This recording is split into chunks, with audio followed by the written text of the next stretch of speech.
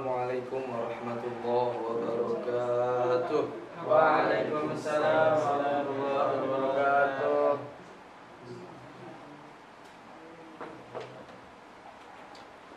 Alhamdulillahi ja'ala as-sa'adata fi suhbatil ard.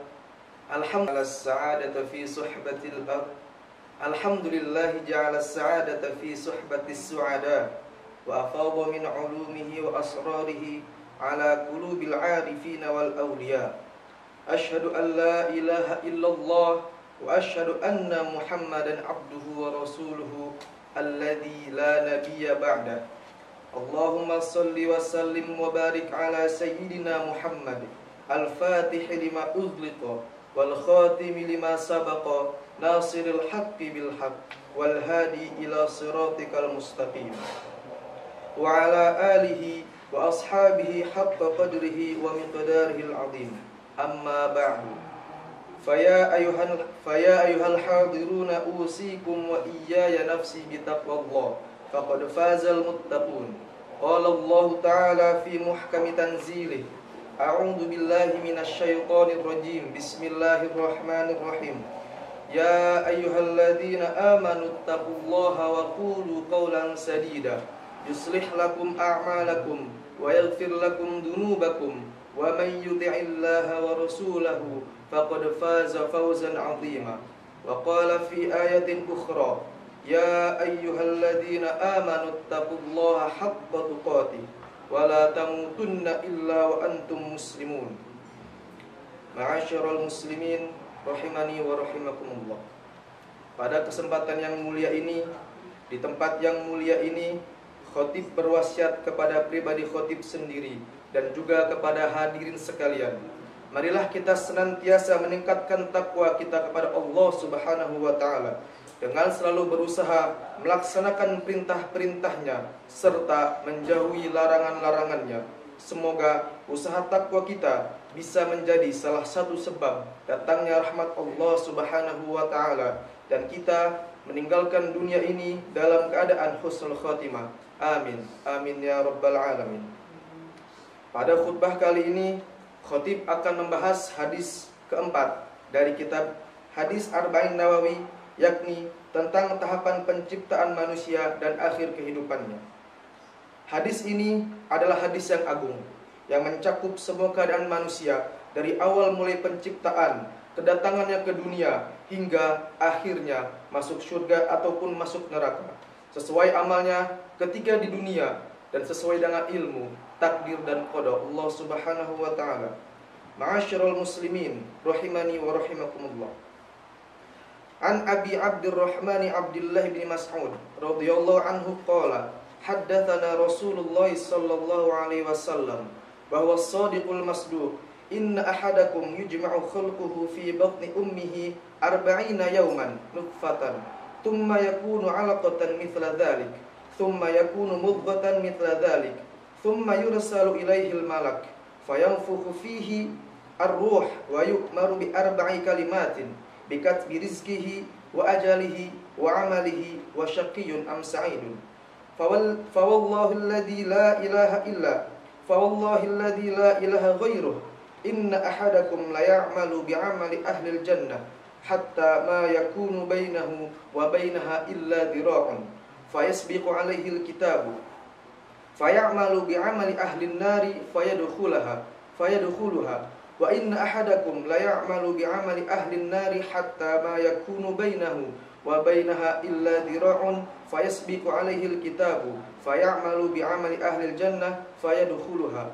Rawahul Bukhari wa Muslim. Yang artinya Abu Abdurrahman Abdullah ibnu Mas'ud radhiyallahu anhu berkata, Rasulullah bersabda kepada kami, sedang beliau adalah orang yang jujur dan terpercaya. Sesungguhnya tiap-tiap kalian dikumpulkan ciptaannya dalam rahim ibunya selama 40 hari berupa nutfah, air mani yang kental, lalu menjadi alaqah, segumpal darah selama itu pula. Lalu kemudian Allah mengutus malaikat untuk meniupkan ruh kepadanya dan mencatat empat hal yang telah ditentukan, yakni rezeki, ajal, amal, sengsara ataupun bahagia. Demi Allah, zat yang tiada Tuhan selain Dia, Sesungguhnya setiap kalian ada yang beramal dengan amalan penghuni surga, sehingga jarak antara dia dengan surga hanya sehasta, yakni dari siku sampai ke ujung jari. Lalu suratan takdir mendahulinya, sehingga ia beramal dengan amalan ahli neraka, maka ia pun masuk neraka. Ada juga yang di antara kalian yang beramal dengan amalan penghuni neraka, hingga jarak antara dia dan neraka hanya sehasta. Lalu suratan takdir mendahulunya, sehingga ia beramal dengan amalan ahli surga, maka ia pun masuk surga. Ma'asyiral muslimin rahimani wa rahimakumullah. Dari hadis tersebut kita bisa mengambil beberapa poin. Di antaranya, yang pertama yaitu fase perkembangan janin di dalam rahim. Fase pertama yaitu fase sperma selama 40 hari. Yang kedua, fase segumpal darah selama 40 hari. Yang ketiga, fase segumpal daging selama 40 hari. Dan yang keempat, fase terakhir setelah peniupan ruh di dalamnya. Poin yang kedua, ditiupkannya ruh. Ruh yang membuat manusia hidup adalah urusan Allah Subhanahu wa taala, sebagaimana firman-Nya, Yas'alunaka 'anir ruh, qulir ruhu min amri rabbi, wa ma utitum minal ilmi illa qalila. Yang artinya, dan mereka bertanya kepadamu tentang ruh.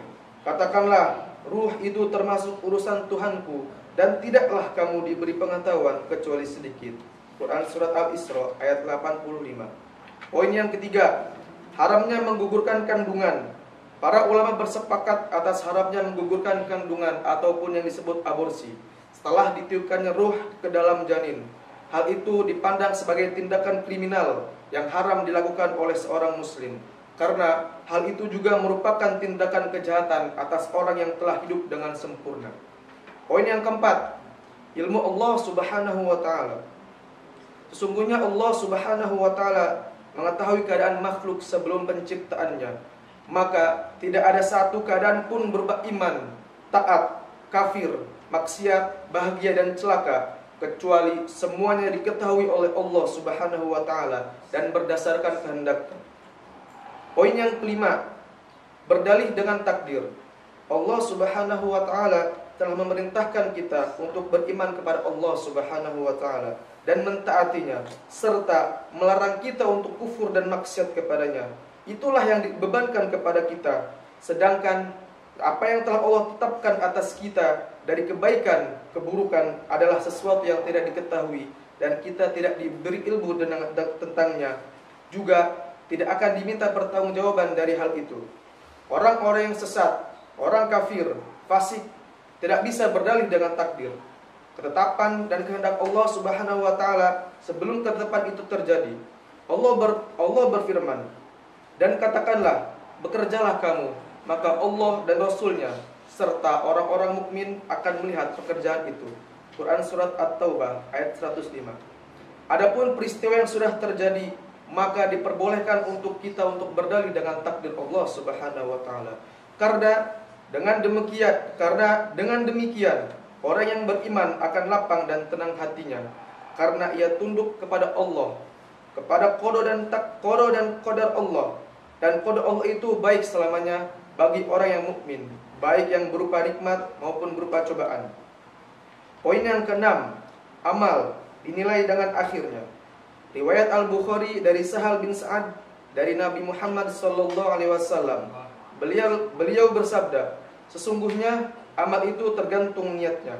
Artinya, barang siapa yang baginya dituliskan keimanan dan ketaatan di akhir umurnya, ada kalanya ia kufur dan maksiat pada suatu saat, kemudian Allah memberi taufik kepadanya dengan keimanan dan ketaatan pada waktu menjelang akhir hayatnya, dia meninggal dalam keadaan demikian, maka dia masuk surga dan sebaliknya.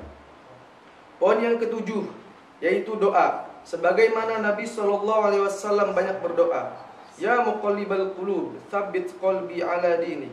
Wahai zat yang membolak-balikan hati, kokohkanlah hatiku atas agamamu. Poin yang terakhir yang dijabarkan oleh Ibnu Jarir Al-Haytami berkata, sesungguhnya su'ul khotimah disebabkan oleh hati kecil yang dimiliki oleh seorang hamba yang tidak bisa dilihat manusia. Ma'asyiral muslimin rahimani wa rahimakumullah.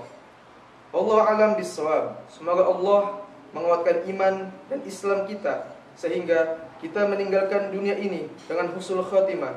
Amin. Amin ya rabbal alamin. Barakallahu li wa lakum fil Qur'anil azim wa nafa'ani wa iyyakum bima fihi minal ayati wa dzikril hakim.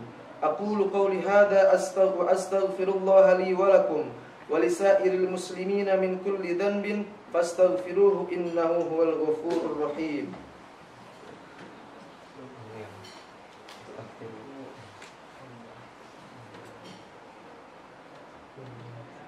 Alhamdulillahi hamdan katsiran kama amar. Asyhadu an la ilaha illallah wahdahu la syarikalah irghaman liman jahada bihi wa kafar.